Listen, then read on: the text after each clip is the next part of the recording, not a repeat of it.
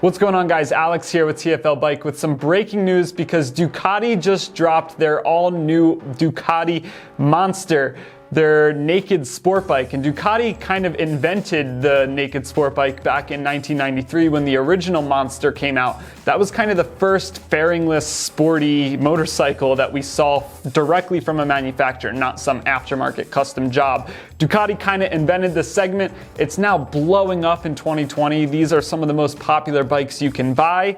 And yeah, the Monster was the best-selling Ducati model ever with over 350,000 units produced. So very exciting that there's a new one. There's a ton of new changes. Let's jump into all the details. So this new Monster is replacing both the Monster 797 and the Monster 821. There were a few different bikes last year in the Monster family to choose from, and they're honestly kind of simplifying it a little bit. So this new Monster uses Ducati's 937cc Testa Stretta 11-degree twin-cylinder narrow head engine. It's the same one used in the Hypermotard, the Multistrada 950, and the Super Sport. The outgoing Monster used the 821cc Testa Stretta engine, so we're getting a little more displacement out of the new engine choice in the new Monster. This new Monster uses a new engine compared to last year's Monster. It now uses Ducati's 937cc Testa Stretta 11-degree twin-cylinder narrow head engine. It's the same engine used in the Hypermotard, the Multistrada 950, and the Super Sport. This engine makes 111 horsepower, which is a 2 horsepower bump over the power put out by the Monster last year using the 821 Testa Stretta engine. So this new engine is lighter, the whole bike is lighter, and there's more displacement and more power there, so that's a good combination all in all. This new engine also makes 69 foot-pounds of torque, and torque is really important in a bike like this. On the track and on the Panigales and all those kinds of bikes, you want crazy amounts of horsepower, but on a street bike like this, you really want gobs of torque, and this bike seems to have it. 69 foot-pounds is a healthy number. Now, this engine is not all new. Like I said, this 937cc Testa Stretta engine has been used in other Ducati products before, but the clutch has been lightened a little bit, so it's now easier to pull and it's going to be easier to ride around in the city. So yeah, less to choose from. No more 797, no more 821, just one Ducati Monster. They're still offering the Ducati Monster 1200 and the 1200S, the ones that are a little bit bigger, but on the low end of things, you don't have that decision to make whether to go with the 797 or the 821. All right, let's talk about weight reduction because that's one of the biggest key factors of this new Monster. They took out almost 40 pounds when you compare it to the outgoing 821. The new Ducati Monster weighs 366 pounds dry, and that's thanks to a lot of new components.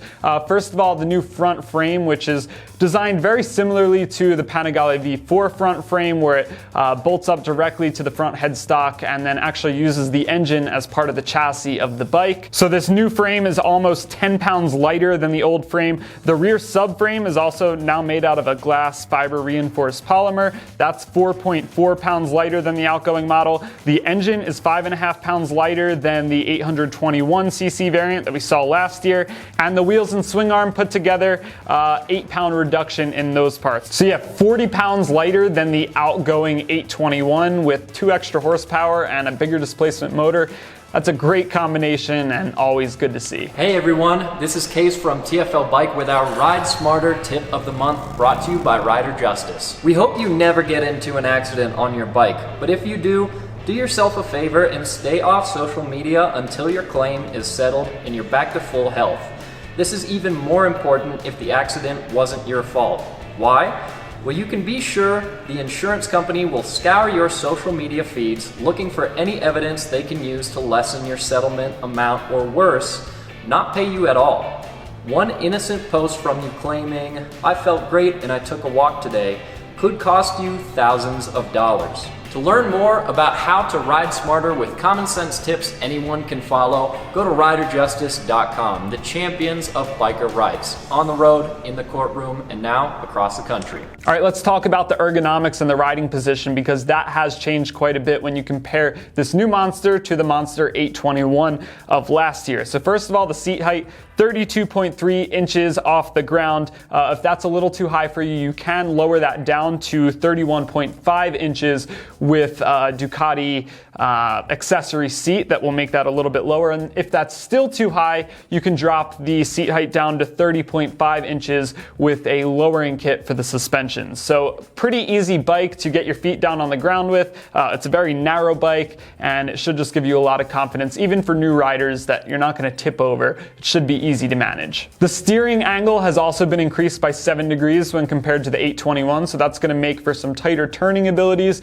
and should just make, lane splitting and weaving in and out of cars and into tight parking spots in the city much easier, which is a good thing because naked sport bikes are very popular bikes in cities, so you definitely want to be able to get around with ease. In addition, the handlebars have been moved closer to the rider, and the foot pegs have also been lowered down a bit, so you're not quite as tucked up, and it's a little bit more of a comfortable riding position in this new Monster, and you should be able to go out for longer rides because of that. Ducati's been throwing a lot of technology at their bikes in the past couple of years, and this Monster is no exception. So cornering ABS and cornering traction control, wheelie control and launch control, which are always fun to mess around with, up and down quick shifters so you can bang through those gears real quick without using the clutch. And you also get 3 different riding modes, so sport, touring, and urban. When you flip through those different modes, it's going to adjust, when the traction control and ABS and all that kind of stuff kicks in.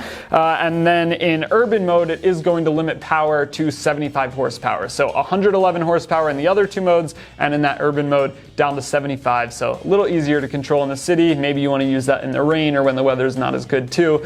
So always good to see more of a tame riding mode. I like that. And then all of this tech is controlled using a 4.3-inch TFT display up front. The design of it looks very similar to the Panigale V4 and the way the tack is displayed and everything. So very cool looking setup there, and looks like Ducati's bigger race bikes. Just a couple of other things you'll need to know about the new Ducati Monster. First of all, it has very good brakes, so Brembo components all the way around. Really beefy stuff up front with dual 320mm discs.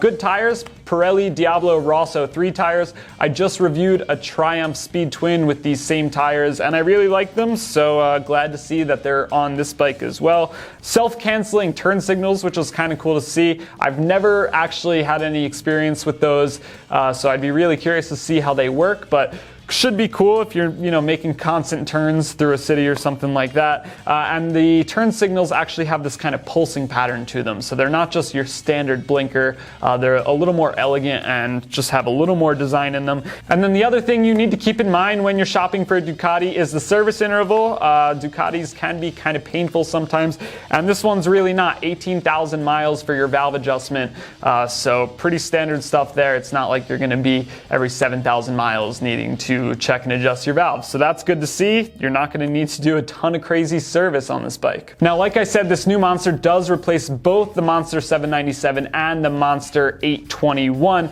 but there are 2 models of this new Monster, the Monster and the Monster Plus. The Monster Plus is only $300 more than the standard Monster, and it really doesn't get you all that much. You get a headlight fairing up front and then a rear seat cowl, and that's basically it. The standard Monster, $11,895 MSRP, which is pretty cool if you ask me. The 821 from last year was actually $100 more, so they actually reduced the price by $100, and it's lighter, and you get more power and more displacement. What more could you ask for? I know the Monster 797 was much cheaper than this new Monster, but that was kind of a different animal. That bike used an 803cc L-twin that they use in the Scrambler bikes. So a little bit different and just less options now. And they just kind of cleaned up the model lineup. There's less to choose from. I don't think that's a bad thing. They come in some pretty cool colors. Your classic Ducati red, matte black, and then aviator gray with red wheels, which in my opinion is the sharpest looking option. They should be available right around the corner, so if you're interested, go check out your Ducati dealership. Pretty cool to see that they're making improvements to the Monster. This is such a competitive segment. They really have to just keep making changes and making a better bike, because every manufacturer now has a naked sport bike. I personally own a naked sport bike from another manufacturer. They're just great bikes. It's kind of where the industry is going. Fully fairing sport bikes are kind of going away, and this is kind of the new age of the sport bike. So very interesting to see. Looks like a fun bike, and I hope I have the opportunity to get some seat time on one at some point. Thanks for watching. Don't forget to go on over to tflbike.com for all the latest and greatest in motorcycle reviews. Catch you in the next one.